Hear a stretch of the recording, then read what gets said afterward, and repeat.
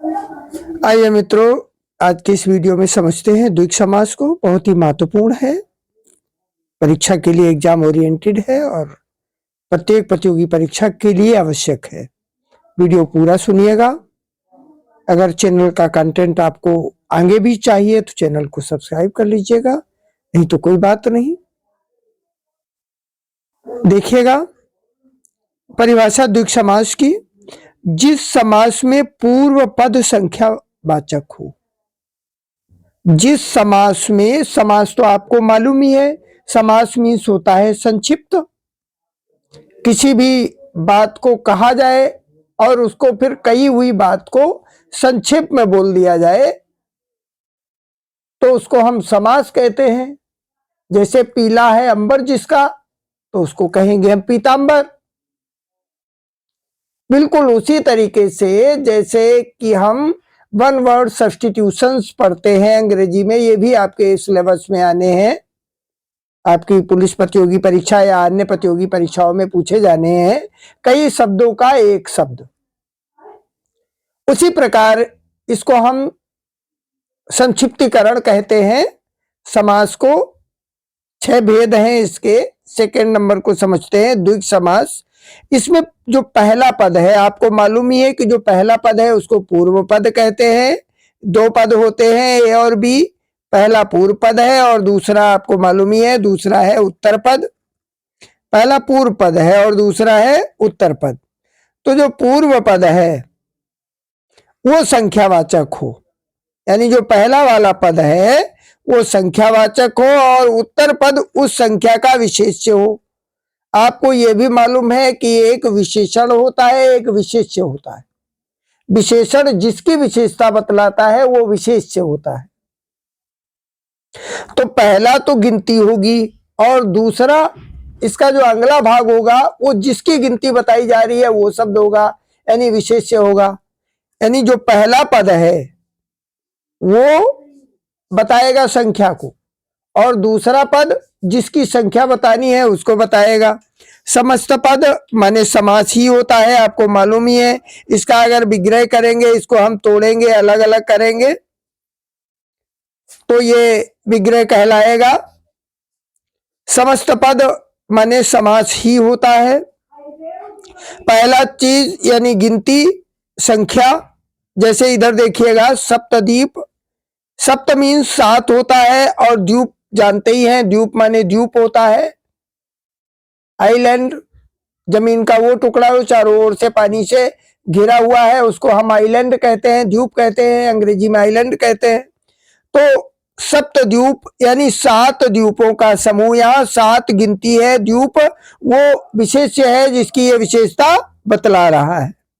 अब आपको समझ में आ गया होगा कि द्विग समास होता क्या है पूरी तरीके से। पहला पद गिनती वाला और दूसरा पद उसका विशेष्य यानी जिसकी ये गिनती बताई जा रही है।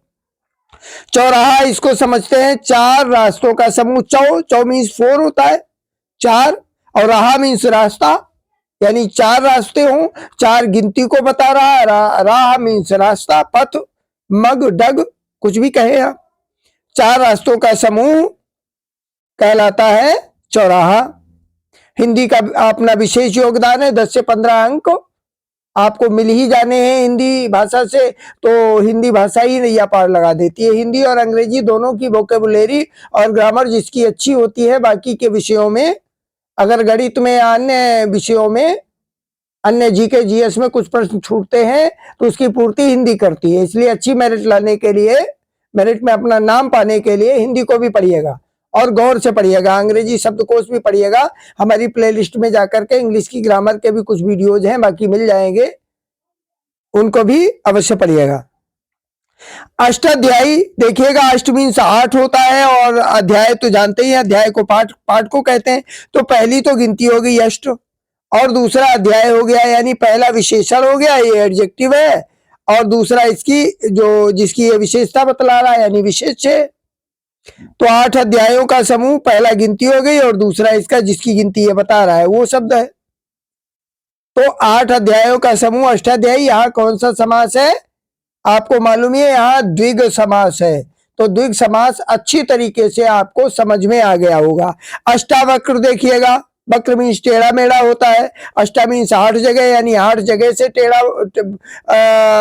मेढ़ा, यानी 8 वक्रों का समूह कहलाएगा अष्टावक्र।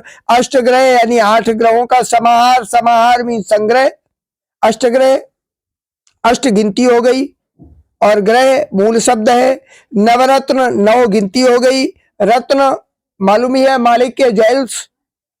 नौ रत्नों का समूह चौपाया, यानी चौ मीन्स 4, पाया मन पैर वाला, तो 4 पायों का समूह, 4 पायों का समूह चौपाया, यानी जिसके 4 पैर होते हैं, यानी जितने भी चौपाए वर्ग है, पशु है जितने भी, वो चौपाए में देखिएगा। ये बहुत बार परीक्षा में कई बार पूछा गया विभिन्न प्रतियोगी परीक्षाओं में। पंच गौ, पंच गौ, गौ मीन्स गाय होता है और पंच मीन्स 5 होता है, पंच मीन्स 5 और गौ मीन्स गाय, 5 गायों का समूह पंच गौ कहलाता है।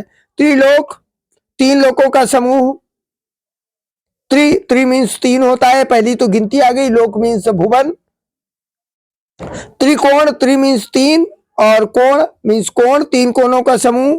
त्रिशूल, शूल मीन्स कांटा होता है, त्रि मीन्स 3 कांटों का समूह त्रिशूल हो गया। त्रिभुवन, त्रिभुवन, भुवन मीन्स लोक होता है, भुवन माने भी लोक होता है, 3 भुवनों का समूह, उसको हम त्रैलोक के भी कहते हैं, त्रिभुवन भी कहते हैं। देखिएगा चतुष्पाद, 4 पैरों का समूह, चतुष्पाद मीन्स 4 पैरों का समूह। वीडियो पूरा सुनिएगा, अगर उपयोगी हो तो, नहीं तो छोड़ के जा भी सकते हो। आवश्यकता है सब्सक्राइब कर लीजिएगा, आगे के वीडियोज भी आपको मिल जाएंगे और बहुत मजा आएगा, मिलकर तैयारी करेंगे। सप्तशती, सप्तशती मीन्स होता है 700 श्लोकों का समूह। सती, सप्त मीन्स होता है 7 और सत मीन्स होता है 100।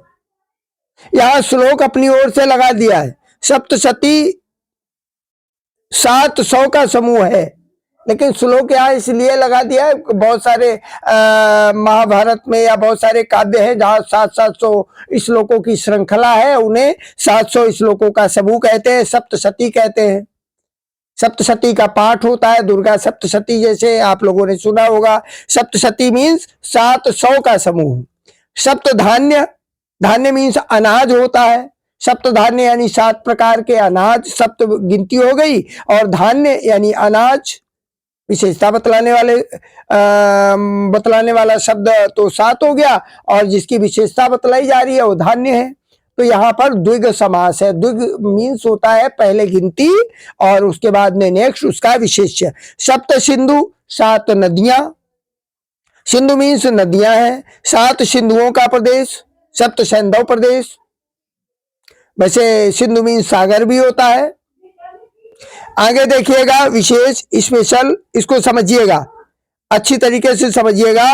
विशेष, यदि त्रिनेत्र का समास विग्रह 3 है, त्रि मीन्स 3 और नेत्र मीन्स आंखें, यानी 3 नेत्र हैं जिनके, इस तरह से कहा जाएगा तो वो बहुब्रीहि समास का उदाहरण होगा। क्यों होगा? और तीनों नेत्रों का समाहार समास विग्रह किए जाने पर द्विग समास होगा। अगर एक अलग अर्थ निकलेगा, यानी गिनती है और उस गिनती के बाद में उसका जो विशेष्य है वो दोनों मिलाकर के एक अलग अर्थ पैदा करेंगे, तो वहां पर हम क्या समझेंगे? बहुब्रीहि समास समझेंगे। बहुब्रीहि समास वो होता है जिसमें पहली तो गिनती होती है, दूसरा उसका विशेष्य होता है, लेकिन इसका अर्थ सेपरेट निकलता है, बिल्कुल अलग। त्रिनेत्र मीन्स भगवान शिव जिनके 3 नेत्र हैं, लेकिन अगर इनका केवल 3 नेत्र समझेंगे, 3 आंखें समझेंगे, तो फिर यहां पर द्वंद्व समास ही होगा।